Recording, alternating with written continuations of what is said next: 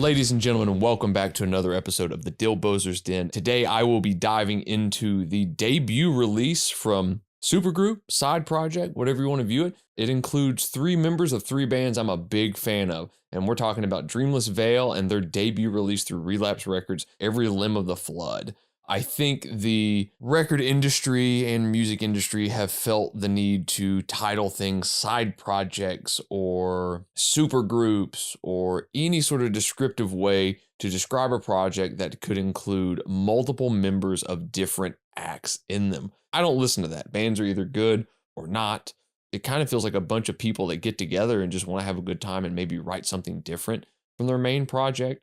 But Dreamless Veil, Every Limb of Flood, this is a project that includes members of Artificial Brain, Psychroptic, and Enter Arma. This is as dissonant of a black metal project as you could get from these 3 guys, I believe. Starting out with vocalist Mike Paparo, who has been in Enter Arma for quite some time. They released their most recent album, New Heaven, earlier this year, and it has ended up becoming one of my favorite releases of the year so far. But Mike became a member of Artificial Brain in 2023 and has yet to release an album with them. And then you have guitarist, bassist, mixer Dan Garguillo, formerly of Revocation, but currently of Artificial Brain and Ortolan. Dan, I became familiar with his work with Revocation many years ago. He was in that band for, I think, about a decade and was on a lot of my favorite releases with the band, most notably the self-titled Revocation album through Relapse Records from 2013. And then we get to Dave Haley on drums of Psychroptic and Werewolves fame. And Psychroptic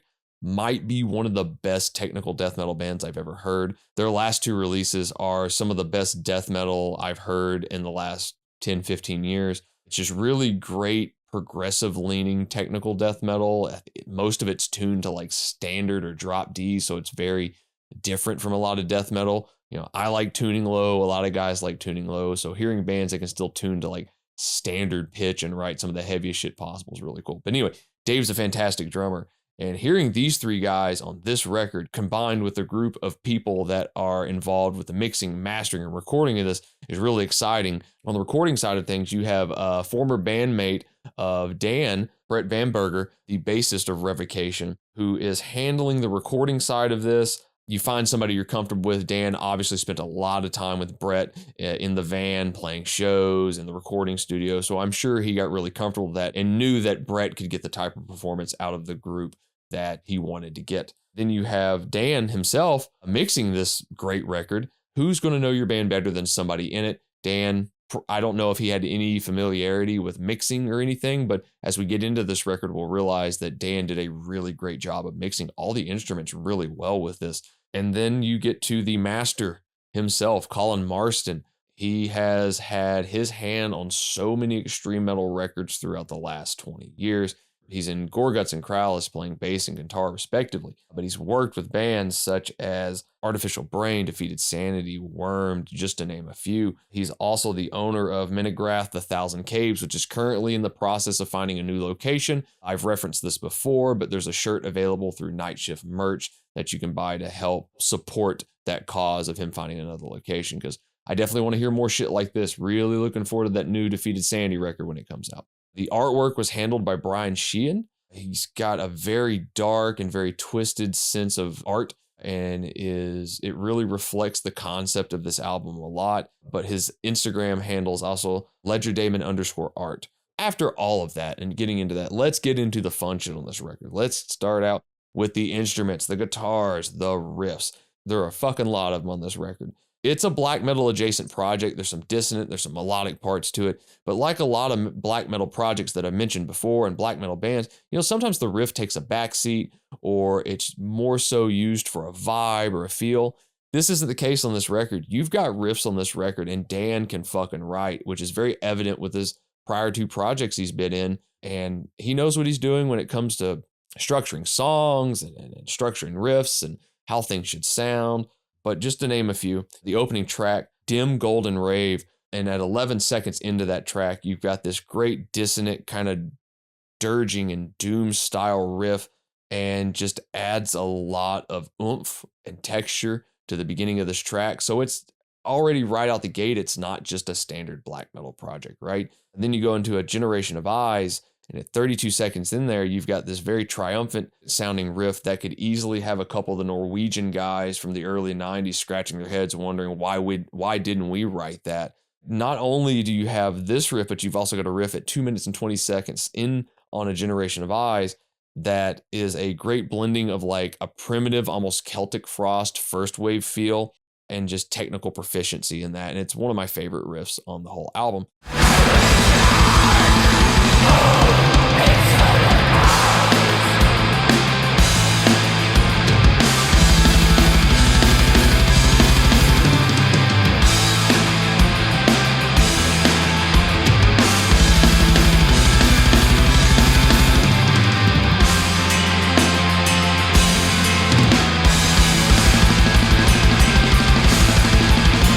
Then you go into Saturnism that starts right out the gate with almost a 1349 style track. And then it almost has some feel of Anthropocene extinction era cattle decapitation, which co-host of the Riff Worship podcast and myself, Austin Paulson, got to see Revocation, Artificial Brain, and Cattle Decapitation along with Full of Hell.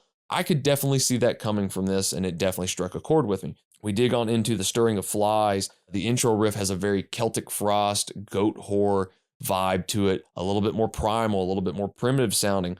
But that riff feeds into a riff into itself at 23 seconds in that would fit right into a later era Gorguts record. And it just shows that Dan is still writing riffs that aren't unfamiliar to his playing style or his writing style. It's just this has a different tonality and feel to it, which is why it's its own project. And you have another track like Cyanide Mine at 40 seconds in. This could literally be another contender for one of my favorite riffs on the whole record. It's just that fucking good.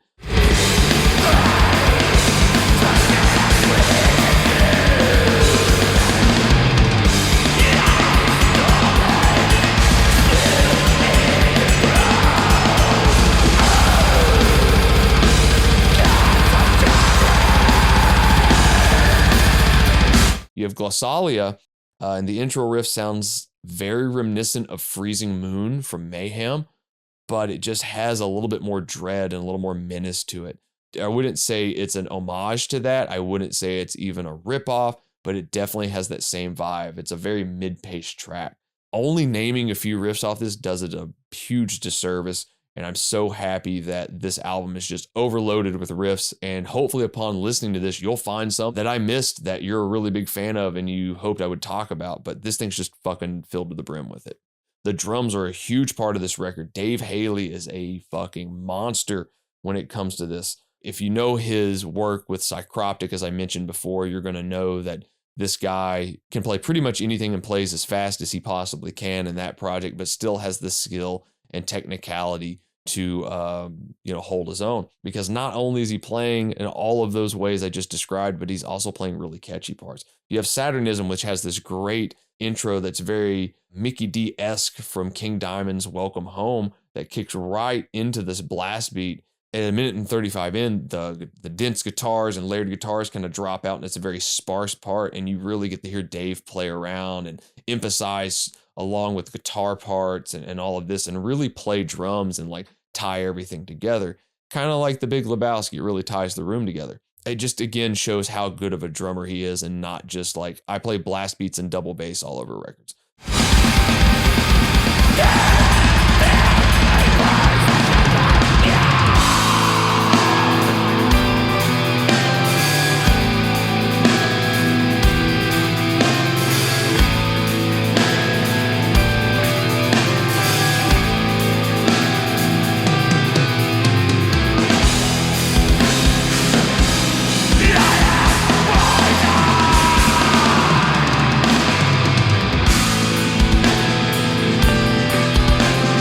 Then you have a track like Stirring of Flies, where again, his playing is very tasteful and very catchy. And then you've got these great fills at like a minute and 19 seconds into this track. Then you look at Dreamless, which is a fantastic track on this album. Dave brings out every skill you could even imagine in that track, to a point that he even uses like an old school thrash beat at like a minute and 6 seconds in. So Dave is all over this record. He's tying it together. He's making it even catchier. It doesn't sound like he's just playing parts to play parts to make himself stand out. They're fitting the tracks as well. And with Dan, obviously recording all the guitars, I'm assuming he might have even played the bass on this record. If he didn't, whoever did it did a fantastic job, but I'd like to think Dan did all the bass on this because the bass is really catchy all over this album. You know, usually most guitar-centric guys kind of bury it under a little bit and, you know, make the guitars the focal point, which there's nothing wrong with that, but hearing bass becoming more prominent in death and black metal and extreme metal and grind records is just really, really exciting to me. You look at the opening track, Dim Golden Rave, a minute and 50 seconds in, there's this really melodic line being played while weaving through all the guitar parts. The bass on this album is melodic, it's catchy, it's also kind of warm sounding. It's playing parts without stepping all over the guitars and the melodies that are going on and the vocals that are going on. It finds its points to cut through, which is kind of very, it's very Mike Dirnt-esque to do something like that. You know, let the vocals and the guitars really stand out and just find your moment for just a note, a couple notes, a little flourish here. You get to the title track, and this has this great rattly bass sound in the intro. Again, you get to realize that the bass is just prevalent all over this record, and Dan has done an extremely great job on making the bass stand out, making the bass be an instrument without just being this inaudible thing that's just playing the exact same thing as a guitar. You look at my favorite track on the record, which is Glossolalia, and the bass is just locking in with the drums and the intro and just all over this thing. Like every drum hit's got a bass hit coming along with it, which is so fucking cool. That's like typical rock and roll shit. Let's dig in these fucking vocals. Mike Paparo. We really became familiar with him this year through the Enter Armor release, New Heaven. He's been with that band for quite some time. I was a latecomer to that band, and man, was I excited about that record. And as soon as I saw that he was tied in with this project, I was all over it. With that band, you never really know what to expect, and that's what's very endearing about that band. Whereas this is maybe a little bit more straightforward, but he is putting his all in. He's not phoning this in at all. You know, he's got some wretched sounding stuff on this record, and I just get excited thinking about it. You look at a track like Saturnism, where he's just belting out this raspy scream at the beginning of the track, and there's certain points on here where he just sounds completely unhinged, like a man, you know, at the end of his rope or a man hanging from his own rope. I mean, there's points on this track at like 2 minutes and 49 seconds in where he's just soupy with reverb on here, but it just adds more to that. And the end of the track itself just has all these layered screams on top of it. And, you know, he's all over this album. He's great in every point. There are certain parts on this album that make you understand that black metal is not made by people that are generally always happy or always have excitable moments. And this is music that kind of reflects it. This is the stuff you kind of want to hear in a dark space or a dark head space. This is the stuff you want to hear when you're kind of crawling in a hole. The Stirring of Flies. This has a great vocal portion in it at a minute and 40 seconds in that really made me think of Rest vocal performances from Leviathan, this kind of deep baritone, kind of wretched sounding thing. But man, I could go on and on about the vocals on this. Let's get into the recording side of this. Brett from Revocation recorded the band. Sounds like you got some really great performances out from the band. Obviously, Dan has known Brett for quite some time. You know, I'm sure Brett was someone that could easily check Dan at a point and go, hey, you can do better. You can get another take, or look at Mike and go, I think you can do a little bit better with this. I think we can go here with this type of vocal, or maybe we can add this type of effect or something along those lines. The mixing, as I said, Dan did the mixing and he did a really great job. This may be his first mixing job he's ever done. I'm unsure to that. The mix on this is really great. It's really good. The bass is really warm and prominent, blends in with the guitars. The guitars are very just sharp and cutting and chimey when they need to be. And the drums just sound so modern and precise and great. Like the production on the drums is insane. And I know that attributes a lot to Dave's brother Joe recording the drums, but if Dan did the mix on those, I mean, God, they sound great without being overpowering. And then you have the mastering, done by the master himself, Colin Marston. What's more to be said? He makes good sounding stuff sound even better. He does such a fantastic job with making things just sound good and manipulating things. I enjoy a lot of the work he's done when it comes to producing, mixing, mastering, recording, you name it. All of his stuff sounds so organic and it seems like each production he does gets a little bit better too. This is a great project. This is a great album, and I can't wait to hear more from this project. And I hope you guys have enjoyed this. Hopefully I haven't rambled on too much. Check us out on Twitter, Instagram, Facebook, the Riff Worship Pod on Spotify and Apple Music. Those drop every Wednesday. But let us know what you think. Leave us a comment, please. Tell us if there's something you want us to check into. Thank you guys again for watching, and until later, I'll see you.